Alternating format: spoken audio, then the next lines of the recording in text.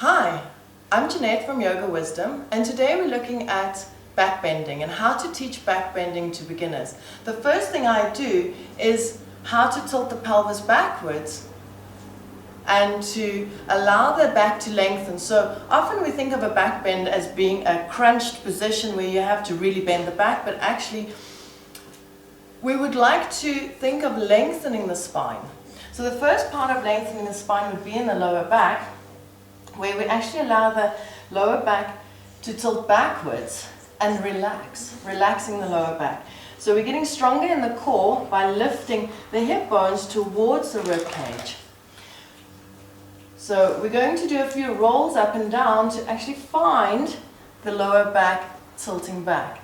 So we relax the rib cage, relax the shoulders, and slowly start to move like a scoop, like you're almost scooping in the belly and rolling down. And then the second part, we can also be a bit tight in the upper back, and that first part also move with your feet so that it lengthens the lower back more. Keep moving with the feet and lengthen the middle of your back right down to the floor. If you like, keeping the rib cage relaxed, keeping the tummy in, you reach the arms over. And you can exhale, bring your head up with the arms. Now when we roll back, keep the rib cage down, the hip bones towards the rib cage, and rolling back up. So we do a few of those, pushing the pubic bone forward, opening the lower back to the floor, lengthening the middle of your back, lengthening the upper back, reaching the arms from your lats out. Tuck the chin. When you're ready, scoop, let the pelvis do the lift. Yeah, we do one more. Exhale, rolling down. Deep breath in, exhale, tuck the chin, rolling back up.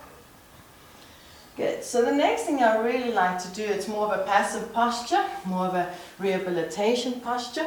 We place the brick, or it could be a blanket or a bolster. This is the lowest height we're going to start with, into the coccyx. It should be very comfortable, no tension on the back. And when you straighten the legs, also watch that you're not arching and forcing into any tightness of the lower back. We really are creating length in the lower back. So relaxing again, the hip bones towards the rib cage down, and the upper back open and relaxed. Then slowly crawl your feet. Now the hip bones tend to want to drop again going that way. So you might want to put your hands on the hips and feel that they stay there, relax. And crawl the feet. And if they start to change, that's as far as you want to go for now. To gently lengthen and extend the lower back. If you can get it all the way straight, then you can press your feet out. And thighs go down as the hips go up. So this is quite important when you start getting to back drops to get the action into the legs. Hips up, rib cage down, thighs back. And in that position, also nice to relax into the shoulders, stretch the arms, and feel the length from the toes to the feet. This pose is quite relaxing if you do it without tension and without forcing yourself, and you can hold the posture for reasonably long. Also, we can take it up second level, a little higher, and straighten out the legs, or to the highest point. And remember to keep the neck long and lengthened, not crunching to get the position. Relax into the hips. The rib cage stays relaxing down, and you lengthen the legs out. Pressing the thighs down and tilting the hips up. Good. And then how does this relate when we come into a yoga class where we're doing Setu Bandha Sarvangasana?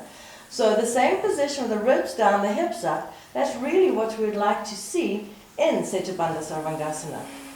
When I teach my students to go up and down, let the vertebra go right from the top.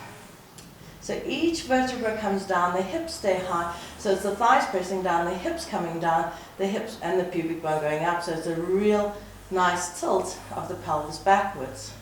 And then on the rise, the same thing. Pubic bone first, lower back nice and long, the rib cage relaxed, and we roll back up. So nice to do a few rolls in class for the beginners to get that feeling of that a back bend really will be a consecutive roll, every muscle at its own time to roll. Good.